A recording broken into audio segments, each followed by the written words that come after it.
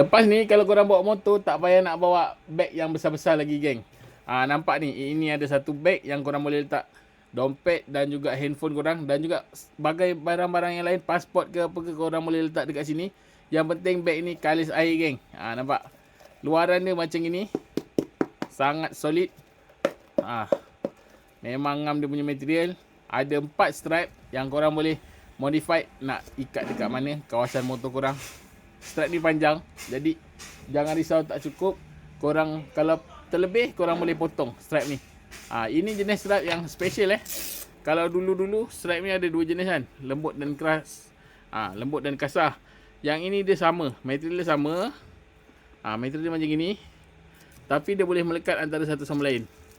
Ini cukup bagus cukup bagus, jadi korang boleh ngam-ngam. Contoh bar korang tu besar ni je, jadi korang boleh ngam-ngam ikat macam ini. Masih terikat. Memang cukup-cukup cun. Cukup-cukup solid. Dalam je macam ini. Dia punya material memang cukup-cukup baik. Finishing dia pun cukup kemas. Harga pun tak mahal sangat. Korang boleh bergaya letak dekat motor korang. Aku dah letak dekat motor aku. Yang ini bahagian belah kanan. Lepas tu depan tu aku letak spotlight sekali. Nampak lebih bergaya geng.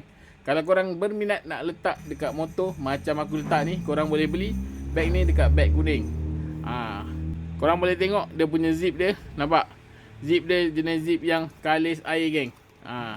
Memang cun-cun, memang solid. Memang best lah.